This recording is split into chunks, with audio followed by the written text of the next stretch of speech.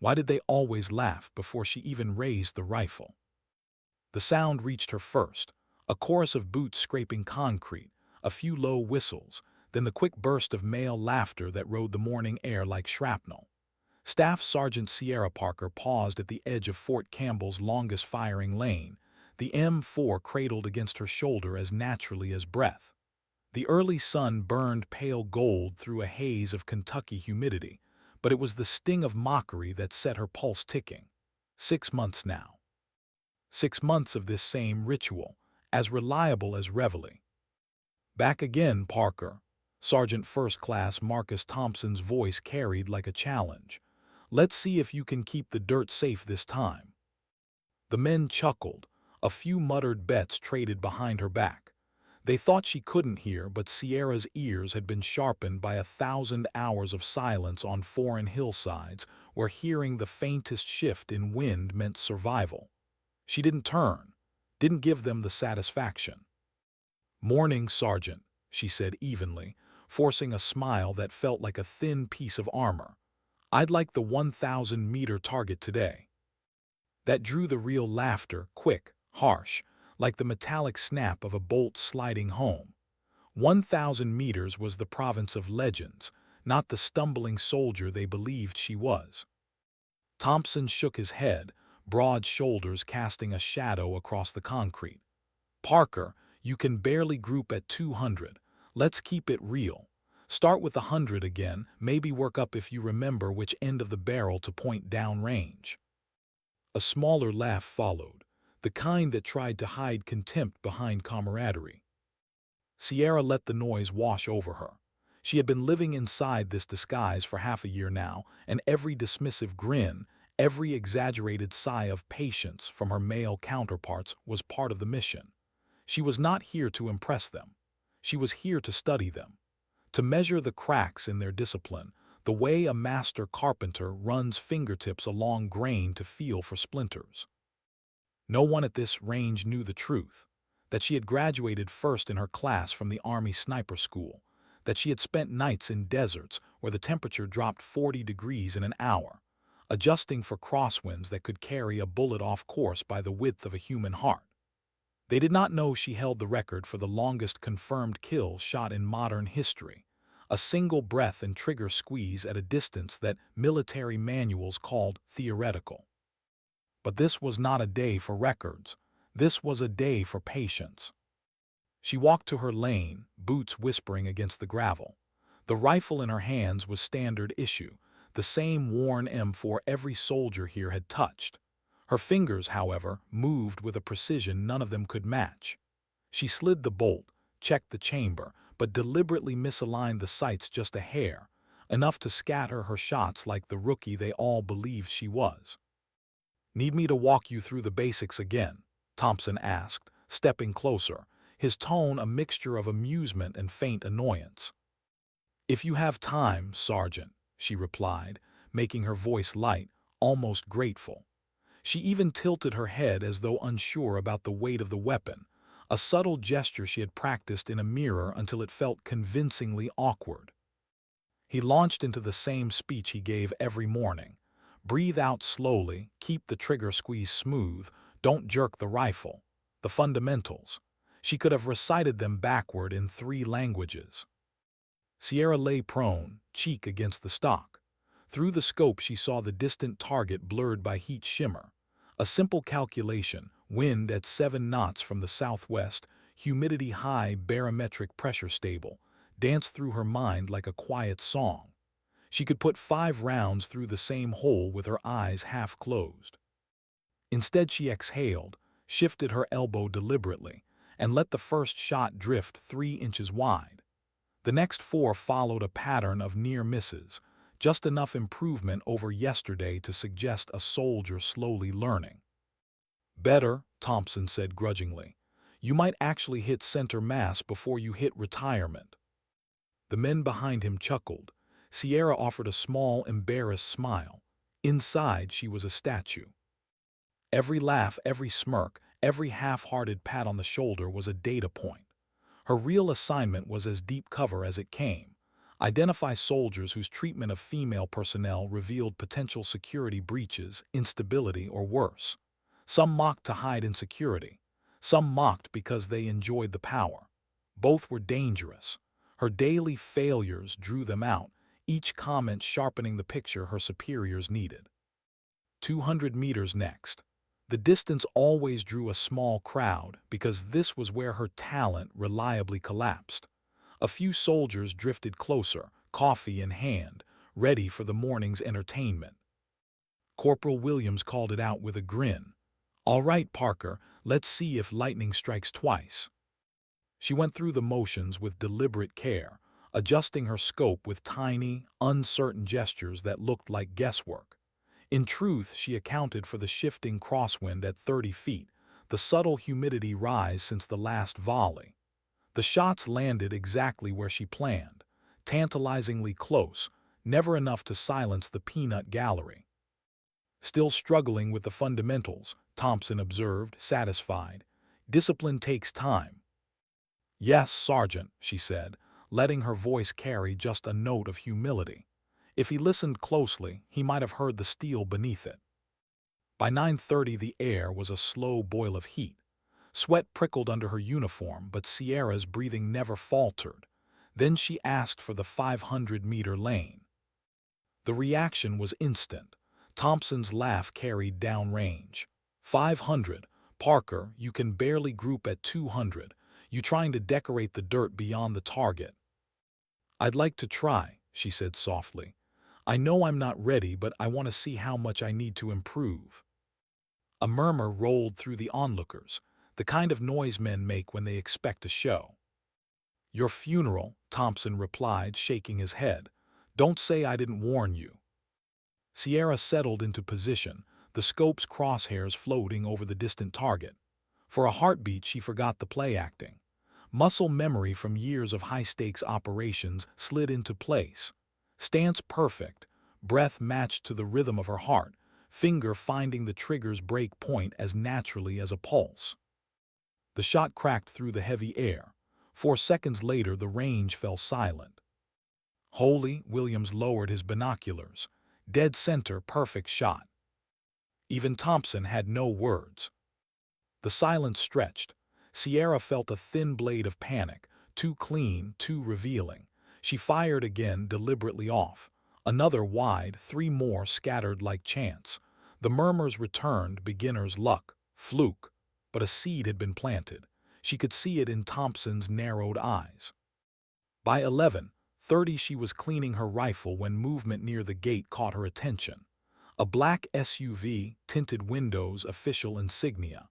Out stepped a man whose presence shifted the air, Colonel James Mitchell. His reputation traveled faster than orders, former Delta Force, veteran of missions whispered about in mess halls, now head of Special Operations Training. He walked the range with quiet authority, eyes sharp as he studied the 500-meter target, binoculars up, long, silent minutes. Sierra's chest tightened. "Whose shooting is this?" he finally asked. "Staff Sergeant Parker," Thompson replied. "Lucky first shot, rest are the usual." Mitchell lowered the glasses slowly, as if he'd recognized a fingerprint. "Where is she?" "Cleaning weapons, sir." Sierra kept her movement steady as he approached the maintenance bench. The colonel's presence was gravity itself, calm, deliberate, impossible to ignore. "Staff Sergeant Parker," he said quietly. "Interesting grouping out there." She looked up with the practiced surprise of someone unused to attention from high command. "Thank you, sir. Sergeant Thompson has been very patient with my training." "Show me how you achieved that center shot," he said. Ice threaded her veins. Demonstrating skill would unravel 6 months of work. I'm not sure I could, sir. Might have just been luck. Right place, right wind." His eyes narrowed slightly, but his tone stayed calm. "Accompany me to my office. We need to discuss your background." Inside, past security doors that hummed with hidden electronics, Mitchell's office felt like another world. Walls lined with commendations and photographs from theaters of war that officially didn't exist. Sierra's training kicked in, observe exits, calculate distances, register the subtle click of an encrypted lock engaging behind her. He studied her, silent long enough for the air to thicken. Then he turned a monitor toward her. Classified files glowed across the screen. "According to these," he said, "you graduated top of your sniper class, advanced recon with Delta. Longest confirmed kill at 2,347 meters during Operation Nightblade. One shot, one kill." Sierra kept her face neutral. "Sir, there must be a mistake. I've only—" He cut her off with a faint, knowing smile. "I commanded that operation. I read the after-action report. I know the signature of that shot, and I know it was yours." The room felt smaller, the air heavier. She had spent half a year hiding in plain sight, and in a single conversation the disguise was dissolving. "I'm not asking you to confirm or deny anything classified," he said softly. "I'm asking if you're ready for the next step." What did the next step even mean? Sierra's mind worked the problem like a complex firing solution as she followed Colonel Mitchell down the narrow corridor of the administration building. Each footfall echoed against polished linoleum, a quiet metronome for the calculations racing behind her eyes. She scanned every corner, every doorway, cataloging exits and angles the way she had on rooftops in war zones no one would ever acknowledge. Mitchell didn't speak until they entered a windowless conference room deep in the complex. The door clicked shut behind them with a sound that felt final. He crossed to a console built into the wall, swiped a keycard, then pressed a sequence of numbers Sierra recognized from training long ago, a code used only for conversations that demanded absolute security. The lights dimmed slightly. A faint hum began overhead as electronic countermeasures activated. "This room is shielded," he said almost as an afterthought. "No signals in or out. We can talk freely." Her heartbeat slowed. Freely was a dangerous word. He tapped a tablet and a new file glowed on the wall screen. The classified watermark pulsed red. Staff Sergeant Sierra Parker. Official record. Logistics and supply track. Advanced individual training. 18-month service. Unofficial record. He glanced at her. Reads like a blueprint for someone who doesn't exist. She held his gaze. "Sir, if there's a discrepancy, I can request a review." "Save the protocol," Mitchell interrupted, though his voice stayed calm. "I know exactly who you are, and I know what you've been doing these last 6 months." He stepped closer, lowering his voice until it was almost a whisper. "Your failure at the range, your patience with their mockery, every calculated miss, that wasn't training, it was evaluation." The word landed like a suppressed shot. "You think I volunteered for humiliation?" Sierra asked before she could stop herself. Mitchell gave a small, knowing smile. "You volunteered for service, and service sometimes asks more than pride can easily give. We needed to know if you could operate in deep cover for long stretches, under constant psychological pressure, without breaking security or ego. You passed." Sierra stayed silent, the muscles in her jaw tightening.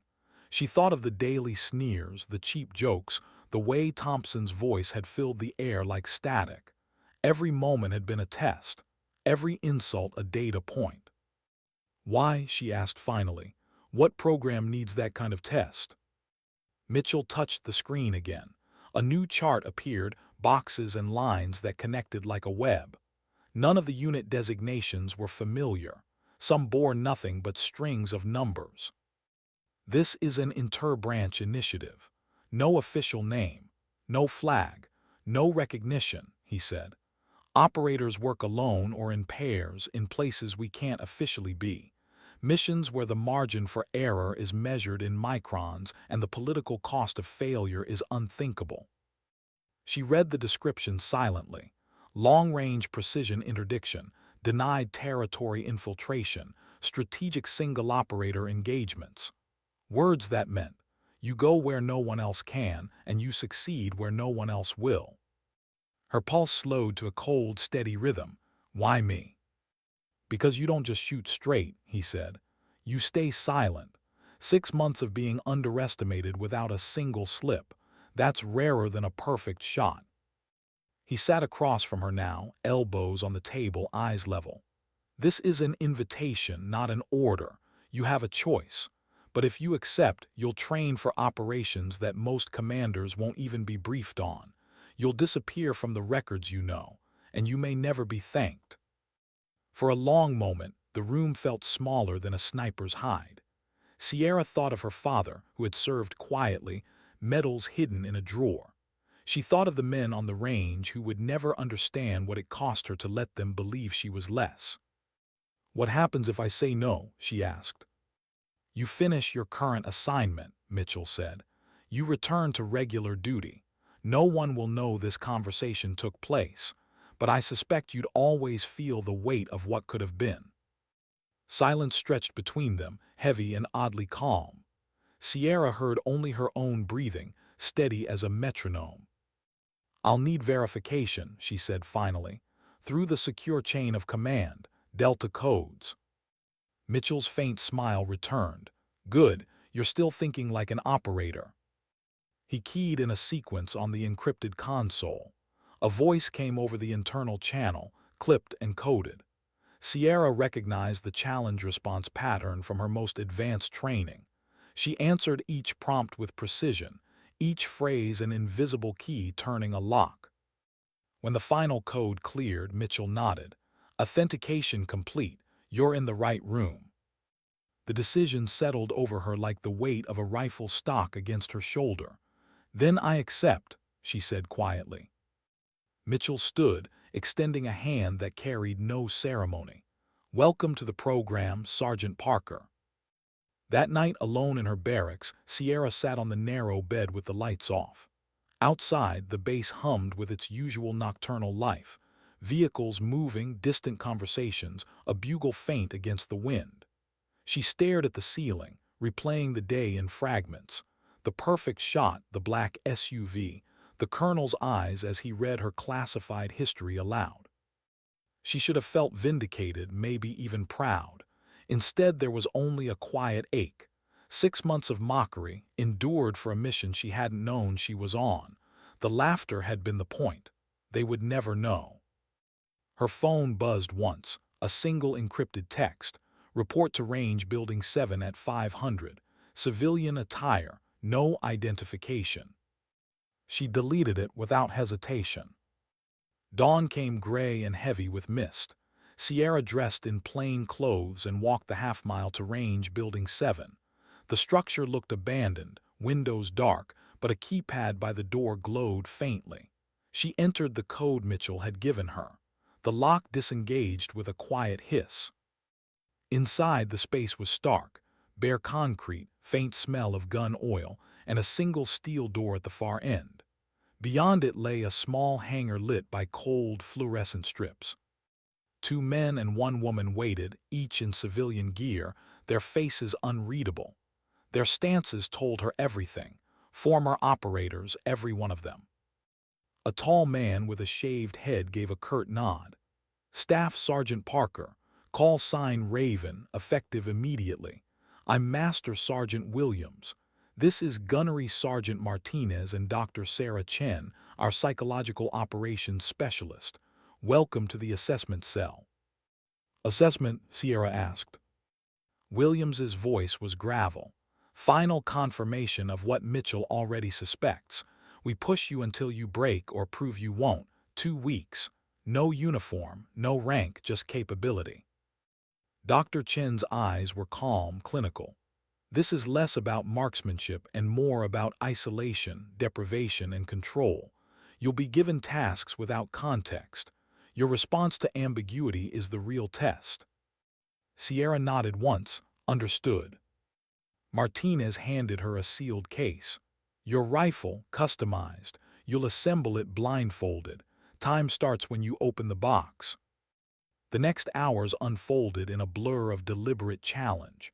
Blind assembly under timed stress. Firing drills with variables changing mid-shot, wind machines, sudden darkness, random target movement. Sleep deprivation exercises. psychological interviews designed to pry open weaknesses. By the third day, her body ached in places she'd forgotten existed. Hunger gnawed at her focus. Yet every time her mind threatened to drift, she remembered the laughter on the Fort Campbell range and felt a strange steadiness return. That humiliation had built a deeper endurance than any ruck march. On the seventh day, Martinez set a final trial, a shot at 2,500 meters across a canyon where gusts turned the air into a shifting wall. Sierra lay prone for nearly an hour, recalculating with every subtle change in wind shear. Her breathing slowed until the world narrowed to a single heartbeat. The rifle bucked gently. 4 seconds later, the target, a steel plate the size of a man's chest, rang like a distant bell. Martinez lowered his binoculars and allowed the faintest grin. "That'll do." Williams stepped forward, offering a single handshake. "Assessment complete. You're ready." Sierra exhaled a breath she hadn't realized she'd been holding. When Mitchell debriefed her that evening, his words were simple. "This isn't glory, Parker. It's shadow work. You'll go places no one will admit exist. You'll save lives people will never know were in danger. And if you succeed, there will be no medals, no stories, just silence." She met his eyes steady. "I understand." Mitchell studied her for a long moment, then nodded. "Your real training begins now. Pack light. We leave before sunrise." As she walked back through the sleeping base, Sierra felt the odd calm of a decision fully made. Ahead lay a life defined not by recognition, but by the quiet precision of action. She thought again of the men on the range, their laughter echoing faintly in memory. They would never know that their jeers had forged the very discipline she would now carry into the darkest corners of the world. Why did the world look different before sunrise? The air outside the transport plane carried a stillness that belonged to no clock Sierra Parker had ever known. It wasn't night, not exactly, but neither was it morning. The horizon stretched in a thin violet band as the engines cooled with a soft metallic tick. She stepped down onto the tarmac of a remote airfield that wasn't marked on any map she'd ever seen. Colonel Mitchell walked a few paces ahead, his silhouette cut sharp against the dim light. Two figures waited near a hangar, one broad-shouldered, the other lean and wiry. Both wore plain clothes and the quiet posture of men who'd spent their lives carrying secrets. "Welcome to the program," Mitchell said simply. "This is where the work begins." Inside the hangar, light spilled over racks of precision rifles and equipment that looked more like scientific instruments than weapons. Sierra's eyes caught subtle details. Barrels coated with experimental alloys, optics etched with symbols she didn't recognize, a wind-reading drone small enough to fit in a pocket. A woman in a dark flight jacket approached, her steps unhurried. "Staff Sergeant Parker," she said, extending a hand. "Dr. Lena Hoffman, Operations Science Lead. I've read the reports. You're the reason half my lab thinks mathematics can bleed." Sierra raised an eyebrow. "That's a new one." Hoffman smiled faintly. "You'll see." Mitchell motioned toward a door at the rear of the hangar. "Briefing room." The space beyond was stark, illuminated by a single overhead light. A wall-sized display flickered to life, revealing a digital globe studded with points of red. "These are not combat zones," Mitchell began. "These are shadows, places where official presence is politically impossible but action is still required. We operate there, quietly, individually." Sierra studied the red points. Mountain passes in Eastern Europe, dense jungles in South America, isolated stretches of desert where no flags flew. "You won't deploy tomorrow," Mitchell continued. "Before field work comes training, months of it. We break down every assumption, teach you to function where normal tactics collapse. Dr. Hoffman oversees the technical side. Master Sergeant Reyes handles physical and tactical. And he gave the faintest smile, make sure you don't lose your mind while doing it." Reyes, the broad-shouldered man, nodded once. "We start with fundamentals that don't exist anywhere else. You think you know distance. You don't. Training began before dawn and ended long after dusk. Days blurred into a rhythm of exhaustion and precision. They took her to a valley ringed by mountains, where the wind behaved like a living thing, rising, twisting, dying without warning. Targets shimmered at distances she'd once thought theoretical.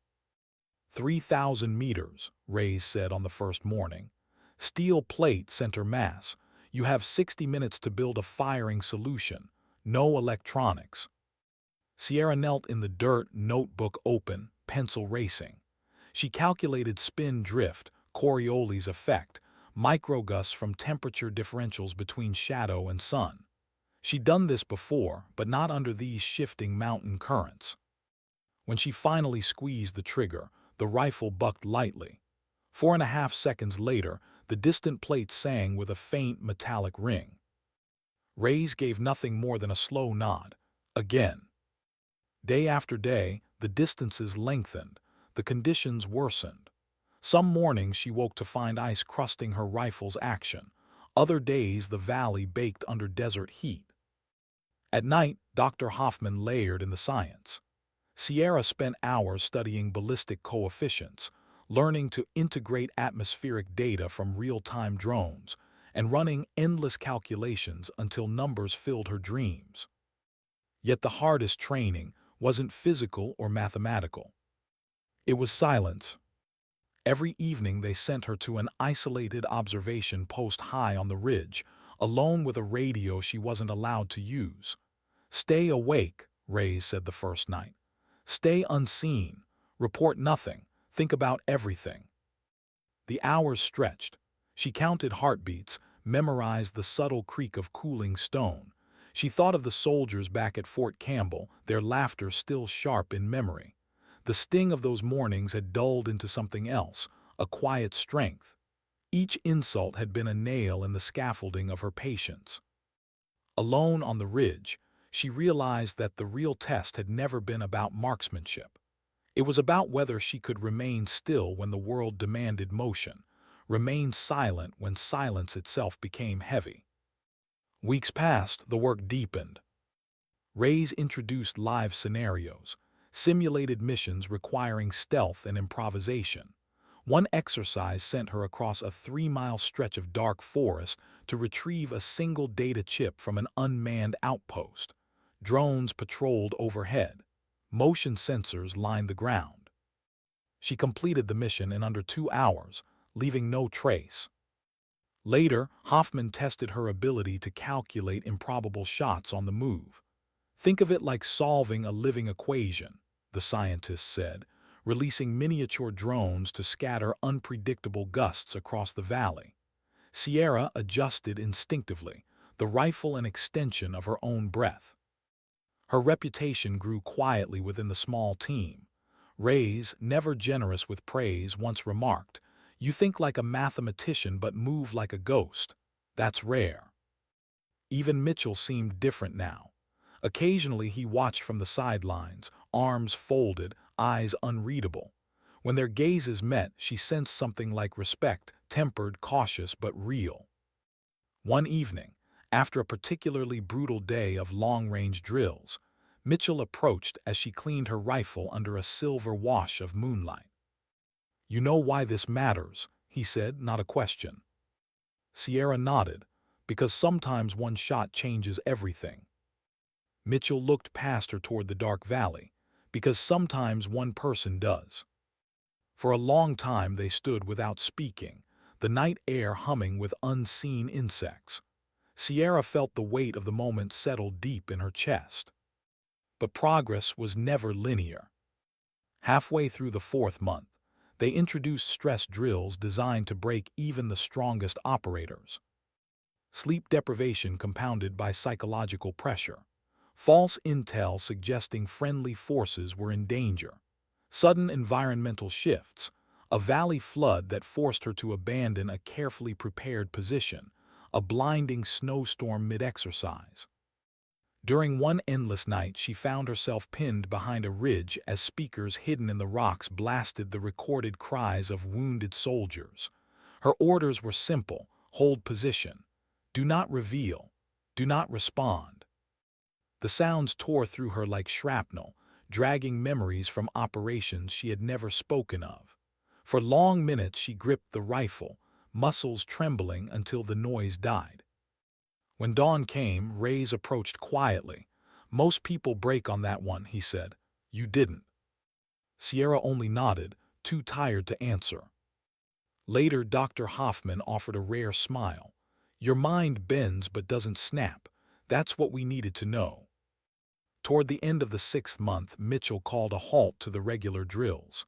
"Final qualification," he announced. 3,247 meters, one shot, no wind data, you have as long as you need. The team gathered at the base of a jagged ridge. The target, a steel silhouette, stood across a canyon where winds shifted unpredictably. Sierra lay prone, her rifle resting on a precisely leveled bipod. She closed her eyes, feeling the subtle movements of air across her skin, listening to the soft hiss of currents between rocks. Minutes passed, then an hour. She adjusted for microgusts that came and vanished like ghosts. Finally, her breathing slowed to a rhythm as old as her heartbeat. The shot cracked. The bullet traveled more than 4 seconds across the canyon's shifting air. When the faint metallic clang came back, the sound felt like the distant toll of a church bell. Reyes exhaled once, qualification achieved. Mitchell simply nodded, "You're ready." Sierra let the rifle rest, the cool metal warm from her hands. She felt no rush of triumph, only a deep, steady calm.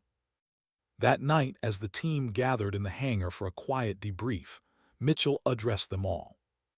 "Tomorrow we begin operational planning. This is not celebration. This is acknowledgement. You've proven capable of functioning where recognition is impossible. Remember this, the world will never know what you do, and that is the point." Sierra absorbed the words like a slow, deliberate breath. Somewhere far away, the soldiers at Fort Campbell might be finishing another day on the range, still telling stories about the woman who finally caught on. They would never know that their laughter had been the final polish on a discipline sharper than any blade. As the meeting broke up, Mitchell placed a hand lightly on her shoulder. "Get some rest. From here, everything gets quieter and far more dangerous." Sierra met his eyes. "I'm ready." She believed it. Yet as she returned to her quarters, a single question lingered like the echo of a distant shot. Ready for what? What does readiness feel like when you can't know what's coming? The next morning broke in a bruised blue dawn, the kind that blurred night and day into the same cold uncertainty. Sierra Parker stood on the airstrip, a small pack slung over one shoulder, watching as the wind caught faint streaks of fog and carried them across the tarmac. There was no briefing, no flight manifest, no indication of where she was going. Only Mitchell's quiet order from the night before: "Pack light. Be prepared to move." A single twin-engine aircraft idled on the far end of the runway, its fuselage unmarked except for a dull gray sheen. Reyes and Dr. Hoffman waited near the boarding ramp, faces unreadable. When Sierra approached, Reyes handed her a sealed envelope. "No electronics," he said.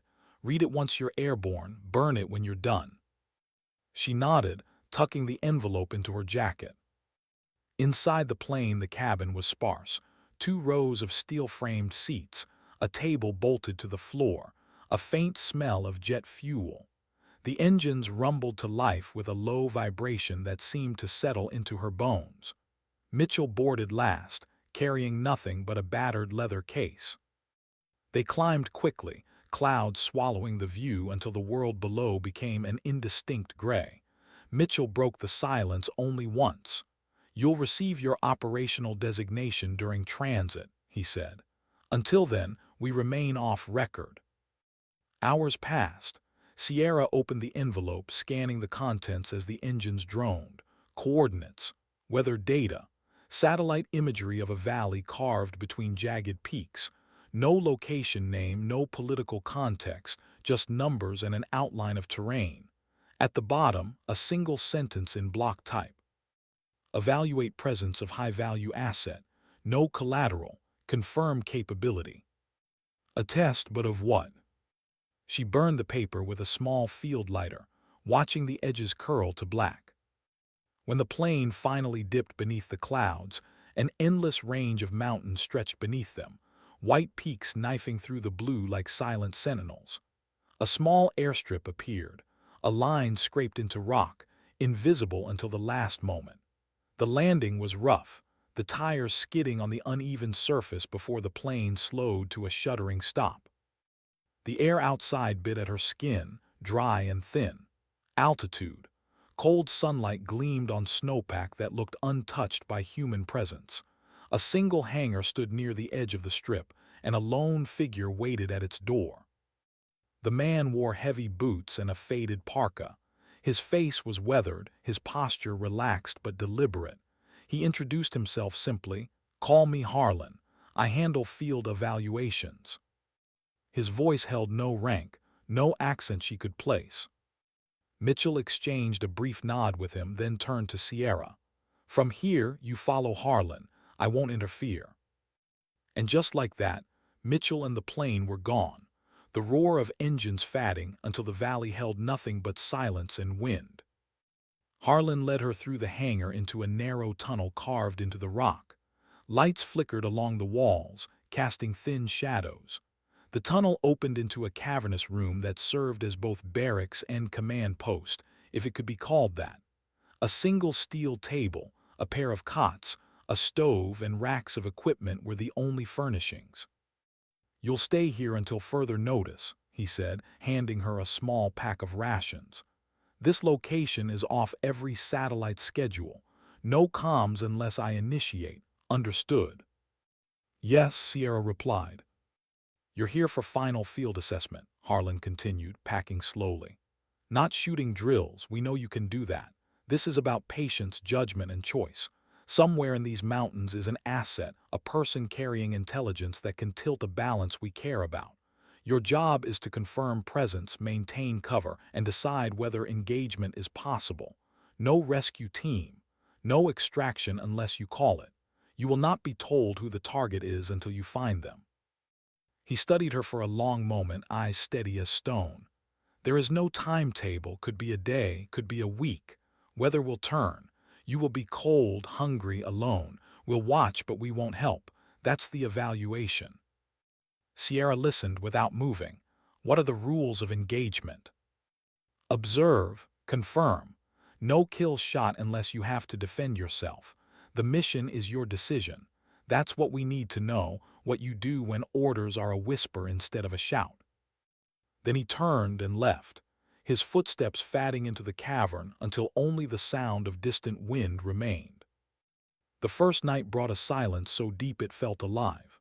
Sierra set up her gear with the quiet efficiency of habit, rifle disassembled and cleaned, rations divided, a small heat pack tucked into her sleeping bag.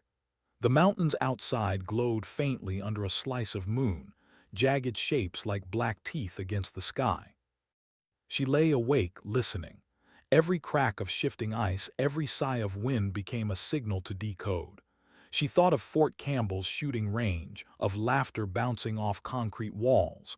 That had been noise.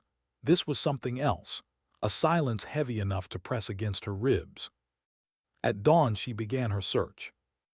The mountains were a maze of sharp ridges and sudden valleys, the air thin enough to slice her breath into pieces.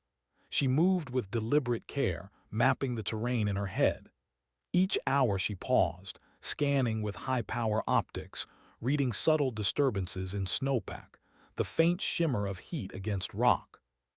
By the second day she found signs, a collapsed snow shelter, footprints half hidden by drifting powder. Not military but purposeful. Someone else was out here. That night she returned to the cavern, muscles aching. Harlan waited by the stove, stirring a pot of bitter-smelling coffee. He asked no questions. "You'll need patience," he said simply. Sierra sat opposite him, letting the silence stretch. The third day brought a storm. Wind screamed through the peaks, flinging shards of ice that cut like glass. Visibility dropped to nothing. Sierra hunkered inside a narrow crevice, wrapped in a thermal blanket, every sense alert despite the cold drilling into her bones. Through the blizzard came a faint sound, a single crack of rock against rock, not the wind, too deliberate. She held her breath, scanning the whiteout through her scope. Nothing. Minutes passed. Then a shadow flickered across a distant ridge, gone before she could focus. She waited an hour, maybe more.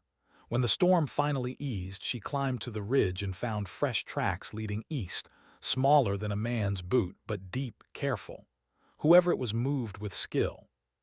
Her pulse quickened, not with fear, but with the sharpened clarity of purpose. Over the next 48 hours, she followed the trail deeper into the range. Hunger gnawed at her focus, but she welcomed it. Deprivation sharpened the mind. Each night she built a micro-shelter, melting snow for water, recording every detail in a waterproof notebook. Finally, near dusk on the 6th day, she spotted movement across a frozen ravine. A lone figure crouched near a cluster of rocks, wrapped in white camouflage. Even at distance, she recognized the efficiency in every motion, the careful placement of feet, the quick scan of horizon. This was no lost hiker. Sierra settled behind a snow-covered boulder, rifle steady, scope locked. She adjusted for wind, breath slowing until the world narrowed to crosshairs and heartbeat. Then she saw the face. Young, barely more than a boy, eyes hollow with exhaustion but bright with something fiercer, determination, maybe fear. He held no weapon, only a small satchel strapped tight across his chest. Intel Courier.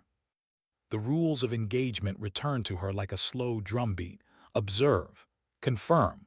No kill shot unless defense requires it. The boy knelt, adjusting the strap, then turned slightly, revealing a faint scar across his cheek. Sierra zoomed in, capturing every detail in memory.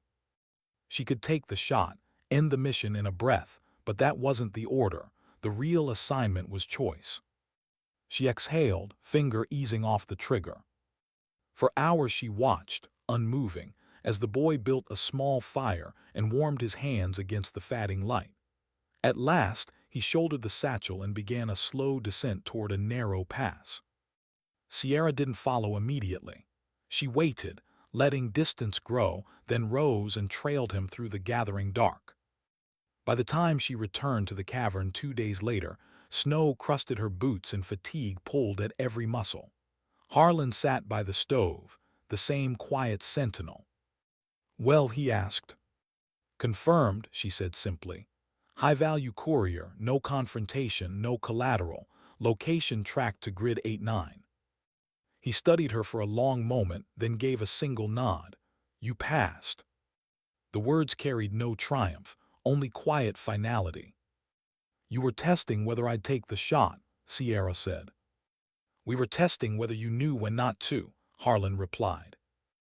A faint, unexpected warmth stirred in her chest. The long days of cold and silence, the steady weight of responsibility, it had never been about her skill with a rifle. It had been about restraint. That night she slept deeper than she had in months. When dawn came, the plane was waiting once again on the rough mountain strip. Mitchell stood beside it, coat snapping in the wind. "You made the right call," he said as she approached. "Not every operator does." Sierra met his eyes, her voice steady. "Sometimes the hardest shot is the one you don't take." Mitchell gave a brief, approving nod. "Welcome to the next stage."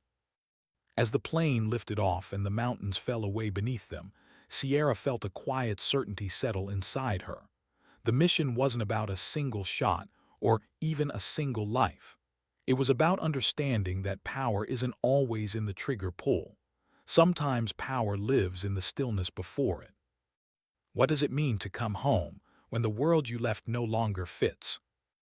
The plane touched down long after midnight on a rain-slick runway that belonged to no official map. Sierra Parker stepped onto the tarmac, the damp air heavy with jet fuel and the smell of wet asphalt. Colonel Mitchell waited at the base of the ramp, coat collar turned against the drizzle. No words of welcome, only a brief nod, an unspoken acknowledgement that the mountain test was over. "Debriefing in the morning," he said, Get some rest. The next phase starts at dawn. The next phase. Sierra followed a silent escort through a narrow corridor into a low concrete building that smelled faintly of coffee and ozone. Her quarters were functional: a narrow bunk, a small desk, a single duffel already waiting. The sheets were crisp, the room silent. Yet she lay awake for hours, rain tapping softly against the window, the echo of the mountains still alive in her mind. Sleep finally came in fragments, images of snowfields and a boy's hollow eyes, until the buzz of the door woke her at 500. The briefing room was stark, its walls lined with screens displaying shifting lines of code and satellite images that seemed to breathe in the half-light. Mitchell stood at the head of the table, a mug of black coffee steaming beside a stack of sealed folders.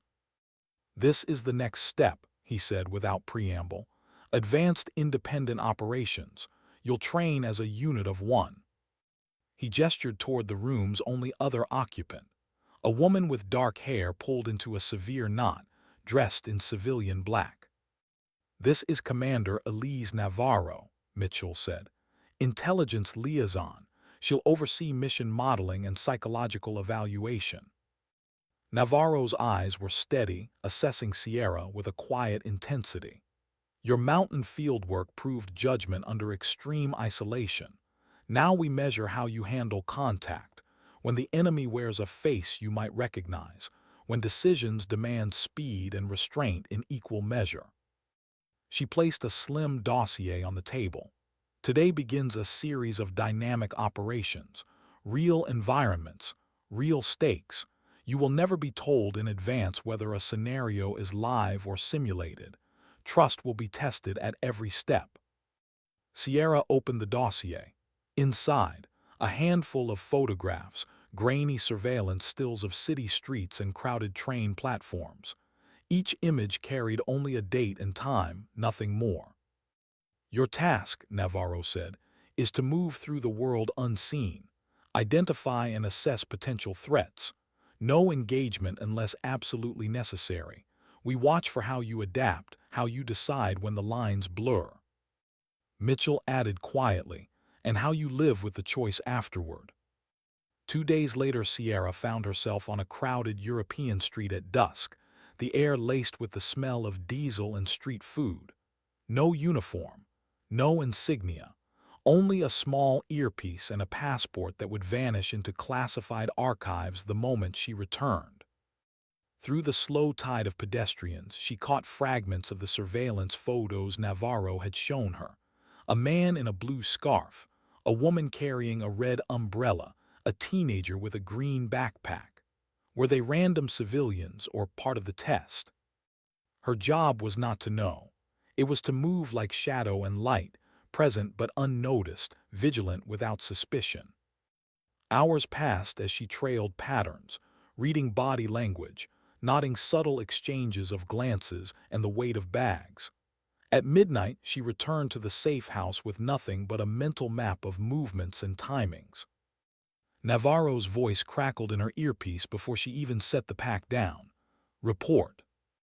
Sierra delivered a concise summary: routes, anomalies, potential connections. "Assessment matches field team," Navarro replied. "No direct threat, but you identified all key actors without prompt. Good work." There was no praise in the words, only quiet acknowledgement. And yet Sierra felt something shift, a recognition that skill was measured not only in distance and accuracy, but in the patience of observation. The operations escalated. A coastal city where she tracked a courier through crowded markets. A sprawling rail terminal where a single wrong move would trigger a simulated hostage scenario. A rural village where an apparent ally suddenly became an adversary, forcing her to choose between pursuit and the safety of civilians. Each mission layered new weight onto her judgment. Each demanded a different kind of silence. In a dimly lit cafe after one exercise, Navarro sat across from her, eyes sharp behind a porcelain cup. "You never hesitate," she said. "Even when the path is unclear. That calm, it's rare, but it costs." Sierra met her gaze, Everything costs. Navarro tilted her head slightly, as though measuring the answer's depth. Can you live with the things you never get to say? Sierra thought of the boy in the mountains, of the soldiers at Fort Campbell who still believed she'd barely learned to shoot. I already do, she said quietly. Weeks blurred into months. The training no longer felt like preparation. It felt like a life. She lived in the spaces between borders, between names. Sometimes she woke in unfamiliar beds with the echo of false identities still clinging like second skin. One night, after a particularly tense operation in a rain-soaked capital city, Mitchell met her alone on a deserted rooftop. The city lights shimmered below like a restless ocean. You've gone further than most operators ever will, he said. But this is where it gets harder. What comes next is not about missions. It's about understanding why we do them. Sierra leaned against the cold railing. And why do we? Mitchell's eyes reflected the scattered lights.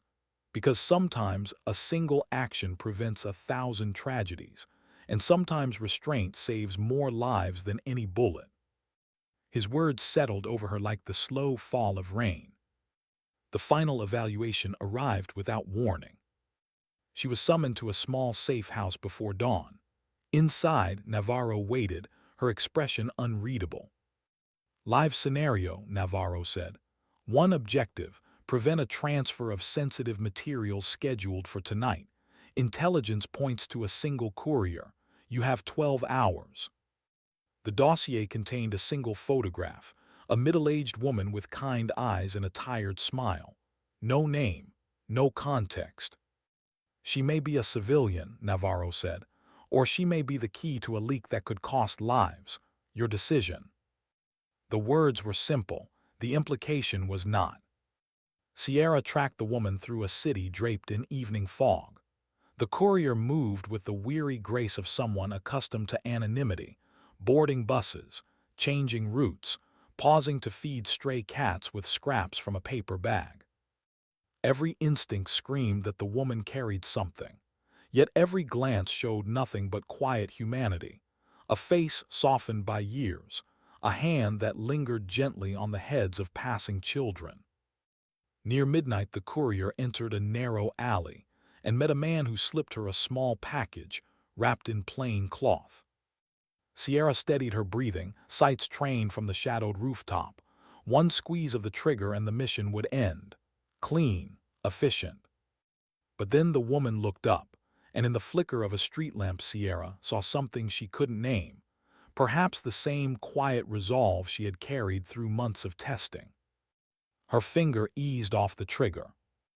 Instead she followed, documenting every turn until the courier entered a small humanitarian clinic and handed the package to a doctor in a white coat.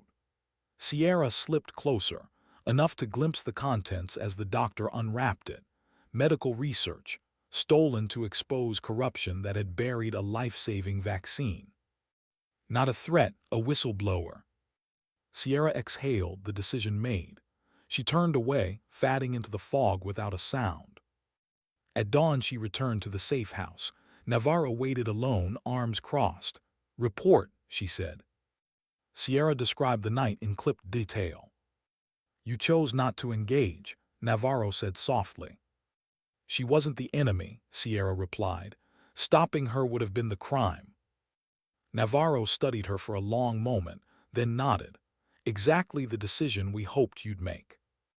Mitchell entered then, silent until he reached the table. You've completed every evaluation, he said. From here on you are operational. There will be no ceremony, no record, only the work. He slid a small black case across the table. Inside lay a single patch. No insignia, no name, only a thin silver line on matte fabric. This is not a badge, Mitchell said. It's a reminder. You operate where recognition is impossible, where the world must never know you were there. Sierra closed the case, feeling the quiet weight of it in her hands. That evening she stood alone on another unmarked airstrip, watching the sun bleed into the horizon. The roar of a departing aircraft faded into the distance, leaving only the hush of wind across tarmac. Somewhere far away, Fort Campbell's range would be alive with the usual banter, soldiers laughing about the woman who finally learned to shoot. They would never know that their laughter had shaped the discipline she now carried into the deepest shadows. Sierra felt neither bitterness nor triumph, only a calm acceptance that the work ahead would be silent, dangerous, unseen. Sometimes the greatest victories are the ones no one will ever record. She turned toward the waiting transport, her future a quiet horizon of unmarked skis. How do you measure a life built entirely in the quiet between heartbeats? The transport plane droned through a sky the color of pewter, engines humming a rhythm that felt almost meditative. Sierra Parker sat near the rear, eyes half closed, hands folded loosely in her lap. Around her, the cabin was nearly empty, just two flight crew and a steel case bolted to the floor. No insignia, no markings, no hint of destination. That was the way now. Since the night she chose not to pull the trigger on the woman with the tired smile, Sierra's world had shifted again. Missions came and went with the rhythm of the tides, sudden, silent, unacknowledged. No fanfare, no applause. Each began with a coded call and ended with a quiet return to anonymity. She worked in cities whose names never made it into the news, across borders defined only by shadows. One week she would be in a teeming market where every sound competed with the next, in a desert so still the sky felt endless. Her role was always the same: observe, decide, act only when the cost of inaction outweighed the weight of silence. The missions blurred together, but their moral edges cut deep. She disrupted an arms deal in a crumbling port city without firing a shot, persuading a would-be buyer to vanish with a single whispered warning. She tracked a rogue operative through snowbound passes, her presence revealed only by a single shell casing left deliberately in the wind. No medals, no records, only the subtle knowledge that somewhere lives continued because she had been there, and because no one ever knew. Yet with each return to the quiet safe houses and unmarked transports, Sierra felt a subtle tension building beneath the calm. It wasn't regret. It wasn't fear. It was something harder to name: the weight of perpetual invisibility. The latest call had arrived 2 days ago, encoded in the brief static of a secure frequency. Coordinates only. No details. She followed without question. Now, as the aircraft banked through a sheet of cloud, a range of jagged mountains rose beneath them, their peaks dusted with new snow. A small airfield appeared, a narrow strip scraped into stone, hidden among ridges. Familiar, but not the same as before. Waiting at the edge of the runway stood Colonel Mitchell, coat collar lifted against the cutting wind. He greeted her with a quiet nod. "Welcome back, Parker." "I didn't know I'd left," she said. His faint smile acknowledged the truth of it. "This isn't a mission, not exactly, it's perspective." The words carried a weight she couldn't place. Inside a small stone outpost, a fire burned low in a cast-iron stove. Dr. Lena Hoffman sat at a wooden table, steam curling from a tin cup in her hands. Across from her, Commander Elise Navarro leaned back in a chair, dark eyes reflecting the firelight. Sierra paused in the doorway. For the first time since she joined the program, all of them were together without the urgency of a mission. Mitchell motioned her to sit. "We've reached the point where skill is no longer the question," he said. "What matters now is whether you can live the life that follows." Navarro studied Sierra quietly. "We've watched you move through every test: precision, patience, restraint. You understand that action isn't always the answer, but you also understand what it costs to stay invisible. We need to know if you can carry that weight indefinitely." Hoffman added softly, "Because this life doesn't end. Not really. Even when you walk away, it stays with you." The fire crackled, filling the silence. Sierra met each of their gazes in turn. "You're asking if I can disappear." "We're asking if you want to," Navarro said. The question settled in the room like a slow-falling stone. For a long time none of them spoke. Outside, the wind hissed against the stone walls. Sierra thought of Fort Campbell, the laughter on the shooting range, the endless mornings of deliberate failure. She thought of the boy in the mountains, of the woman in the alley, of every nameless street where she had been both present and unseen. What did she want? There was no single answer. The work had shaped her into someone who belonged nowhere and everywhere. She felt the pull of ordinary life, a life with names and voices and the freedom to be known. But even that idea felt distant, like a memory of a song she'd once heard long ago. "I chose this," she said finally. "Not for recognition, not for medals, because it matters, because silence can save lives." Mitchell's expression didn't change, but something in his posture softened. "Then you understand," he said quietly. The next day brought a different kind of mission, one that wasn't written on any briefing paper. Harlan, the taciturn field evaluator from her mountain test, appeared at dawn. "Walk with me," he said simply. They climbed a narrow trail that wound along a ridge, the air sharp and cold. Below them, the valley stretched in shades of silver and gray. "I've seen operators burn out," Harlan said after a long silence. "Not from fear, from isolation. They forget why they chose the work. They start to wonder if they ever existed at all." He paused, scanning the horizon. "Don't let that happen to you. Remember that every decision you make is real, even if no one ever knows." Sierra nodded, the words lodging somewhere deep. "You've already proven you can stay hidden," he continued. "The harder task is remembering you're still human." They stood for a long time in the thin mountain light, the silence between them less like emptiness and more like understanding. Back at the outpost, Mitchell handed Sierra a small, sealed envelope. "Your next assignment," he said. "The details are inside, but this time you choose when to begin. Tomorrow, a month from now, whenever you decide you're ready." She accepted it without opening it. Later, alone in her quarters, Sierra set the envelope on the small wooden table. She didn't break the seal. Instead, she poured herself a cup of coffee from the battered kettle, its warmth filling the cold room. Through the narrow window, the mountains glowed in the fading light, peaks catching the last of the sun. For the first time in months, she allowed herself to sit in stillness with no task pressing forward. Her mind wandered, not to past missions but to moments before all of it. Her father teaching her to steady a rifle, her mother's voice reading bedtime stories, the small, ordinary kindnesses that had once defined the world. They were distant now, but not lost. She realized that those memories, quiet and uncelebrated, were what anchored her more than any covert operation. Night fell, the outpost settled into silence. Sierra left the envelope untouched and stepped outside. The sky blazed with stars, clear and infinite. She breathed in the cold mountain air, feeling it burn slightly in her lungs.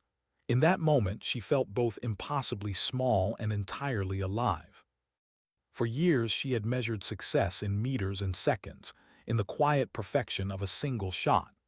Now she understood something deeper, that her greatest strength wasn't her aim, but her ability to remain whole in the silence that followed.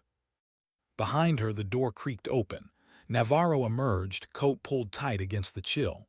"Couldn't sleep." "Didn't want to," Sierra said. Navarro joined her at the railing, eyes lifted to the stars. "It never gets easier," she said softly. "The work, the waiting, the knowing you can never explain it." Sierra glanced at her. "Do you regret it?" A long pause. "No," Navarro said finally. "But some nights I wish the world could see what it takes to keep it safe, and then I remember it's better they don't." They stood together in silence, the wind carrying the faint scent of pine and snow. By dawn, Sierra knew she would open the envelope, not because she craved another mission, but because this life, chosen freely, was now part of her. The work wasn't about the shot. It wasn't about the shadows. It was about the quiet, unrecorded acts that kept chaos at bay. When she finally broke the seal, The paper inside was almost bare, coordinates, a time, and a single phrase in black ink. Proceed when ready. No urgency, no command, only trust. Sierra folded the note carefully and slipped it into her jacket. Sometimes dignity doesn't speak, it simply acts. She stepped into the cold morning light, ready once again to move where no one would know she had been, carrying the silence that had become both her burden and her strength. What pulls a person forward when the path is made of silence? Sierra Parker stepped off the transport into a coastal night that smelled of salt and rain. The world here felt muted. Harbor lights glowed like distant embers. Waves slapped against pylons with a slow, deliberate rhythm. She carried no insignia, no name, only the folded paper from her last briefing. Proceed when ready. Her new assignment began without ceremony. There was no handler waiting, no coded handshake. Only a small locker in an empty warehouse, its door secured by a sequence of numbers she alone knew. Inside, a weathered rucksack, a secure satellite phone, and a single line typed on a sheet of plain white paper. Observe transfer. No contact, determine intent. That was it. No date, no place, no faces. Just the faint smell of sea and the distant rumble of an approaching storm. She shouldered the pack and moved toward the city lights, her footsteps blending with the hush of rain on stone. The city, an old port clinging to the edge of a restless ocean, wore its history in salt-stained walls and narrow, labyrinthine alleys. By day, fishermen hauled nets across cobblestones slick with brine. By night, the streets pulsed with music from hidden taverns and the low murmur of black market deals. Sierra rented a small room above a cafe whose owner spoke in clipped phrases and asked no questions. From the cracked window she watched the harbor, scanning for patterns. The rhythm of patrol boats, the timing of cargo cranes, the subtle choreography of a city that never fully slept. Her task was simple in theory. Observe a transfer of unknown cargo between unknown parties. The difficulty lay in the word unknown.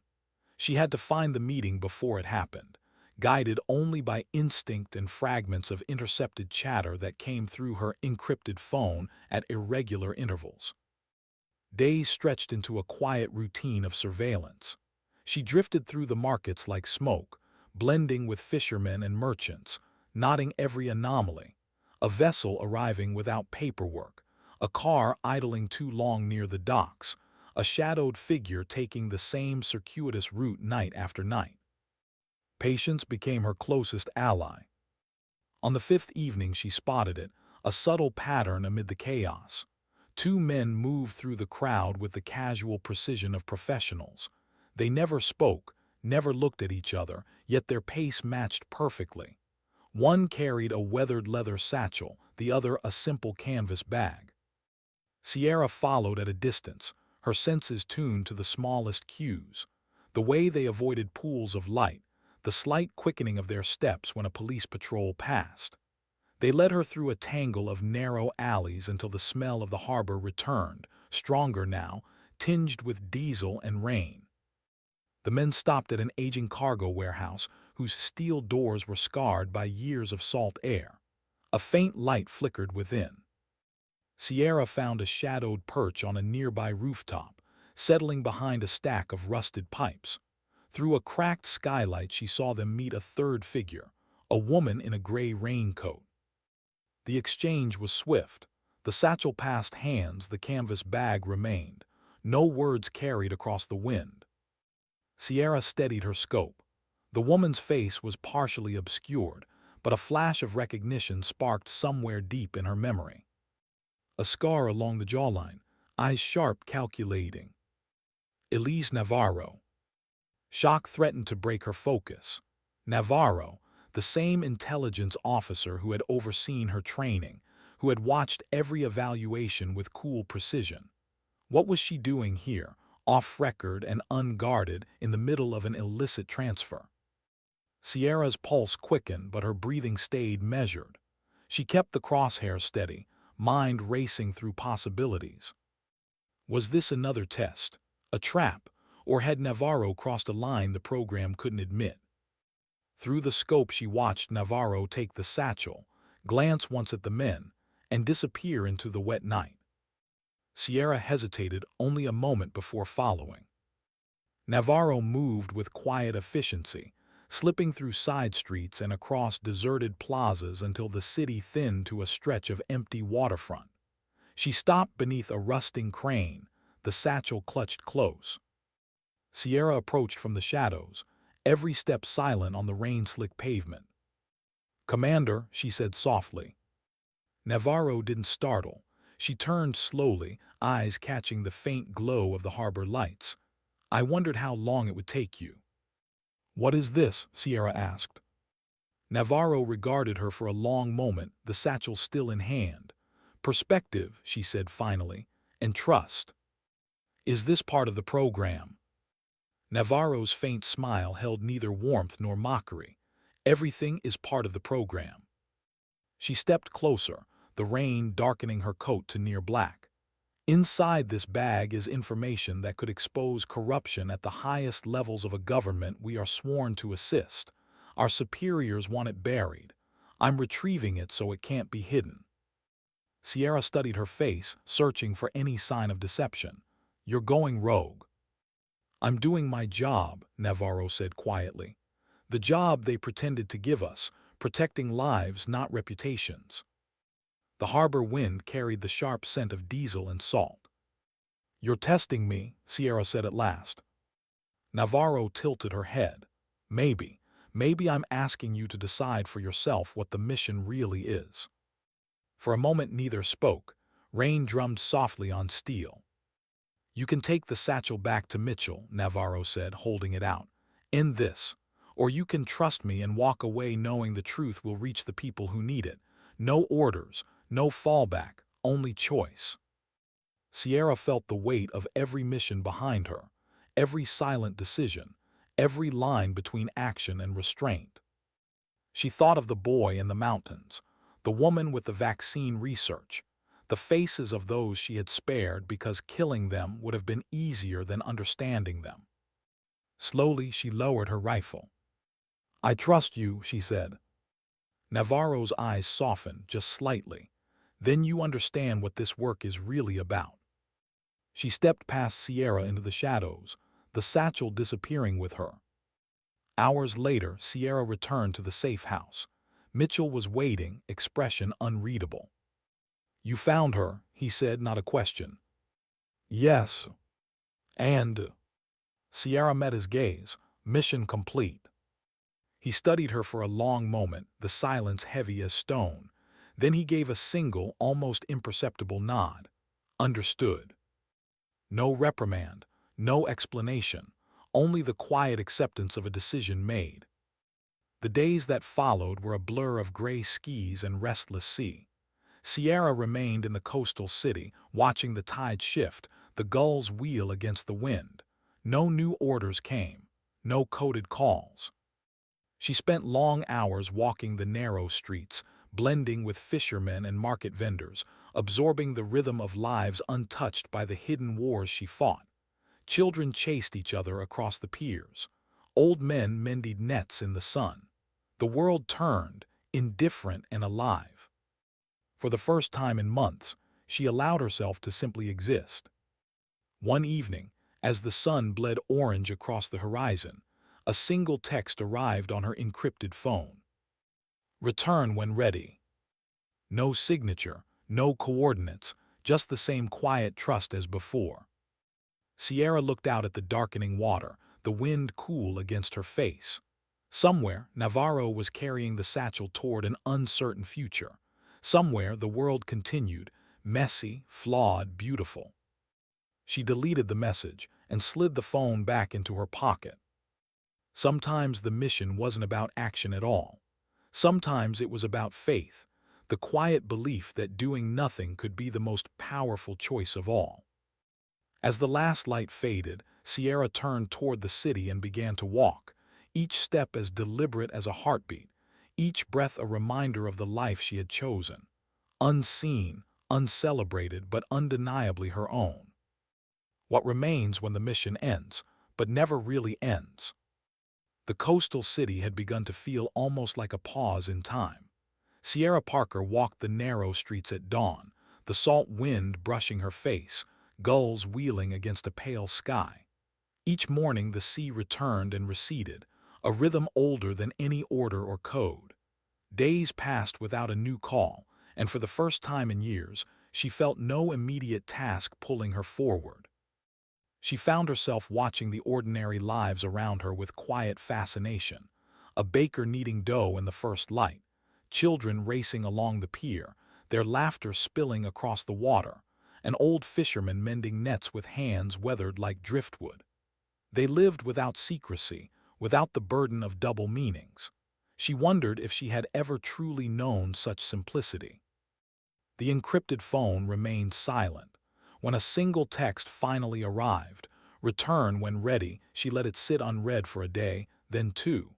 She wasn't refusing the work. She was listening to something deeper, the part of herself that had been trained to act instantly but now chose to wait. On the third morning, she packed her small rucksack and walked to the harbor where a weathered ferry waited to cross the bay. As the boat slid into the fog, the city dissolved behind her, its lights fading like a memory. She felt no sense of leaving, only of carrying something invisible forward. The transport plane met her at a quiet airstrip miles inland. Colonel Mitchell was already aboard, his coat draped across the back of a seat, a steaming cup of coffee balanced on the table. He looked older in the dim cabin light, the edges of his face softened by fatigue and years of secrets. "You took your time," he said, not unkindly. "I needed it," Sierra replied. He nodded once, as if he understood more than his expression revealed. "We have a debriefing facility ahead. After that, your choice." "My choice." Mitchell sipped his coffee. "You can continue as a field operator, or you can step back, train others, disappear into the life you left behind. No one will question you either way. You've more than earned the right to decide." The words settled over her like the low hum of the engines. Choice. After years of orders, of movements dictated by encrypted texts and invisible chains of command, the idea felt almost unreal. "Why now?" she asked. "Because you've reached the point where skill is no longer in question," Mitchell said. "It's about who you want to be when the silence gets louder." He slid a small black envelope across the table. "If you choose to continue, this is your next mission. If not, burn it. Either way, the program remains in place. You will always have a place in it, but the rest of your life belongs to you." Sierra rested her hand on the envelope, but didn't open it. The debriefing center was a converted stone manor perched on a windswept hill, its windows facing a restless gray sea. Inside, the halls smelled faintly of cedar and old paper. Dr. Lena Hoffman greeted her with a quiet smile, a stack of files under one arm. "You've exceeded every operational metric," Hoffman said as they settled in a room lined with maps and weathered books. "But numbers don't tell me what I need to know. How are you?" Sierra considered the question. "I'm steady," she said at last. "I understand the work, I understand the cost." "And do you still accept it?" Sierra met the scientist's eyes. "Yes, but I also understand that silence can become a kind of cage if you forget why you entered it." Hoffman's smile deepened. "That awareness is the difference between those who endure and those who disappear." Later, Commander Navarro joined them, her presence carrying the same quiet gravity as the night on the harbor. She offered no apology for the covert transfer Sierra had witnessed. Instead, she simply said, "You trusted me when you had every reason not to. That matters more than the mission itself." Sierra nodded, the memory of that rain-soaked evening flashing like a distant lighthouse. "Trust is the mission," she said. Navarro gave the faintest of smiles. "Exactly." That night Sierra walked alone along the cliffside path beyond the manor. The moon spilled silver across the sea, waves breaking below with a sound like slow applause. She thought of the past 2 years, the calculated misses at Fort Campbell, the boy in the mountains, the woman who carried a stolen cure, the silent operations in cities whose names would never be spoken aloud. Each moment had tested a different part of her: skill, patience, restraint, the courage to act and the courage to stand still. And she thought of the people who would never know. The soldiers who had mocked her, the strangers whose lives she had quietly protected, the colleagues whose faces would never appear in any official record. The world would keep turning, unaware of the invisible threads that people like her wove through it. That was the point.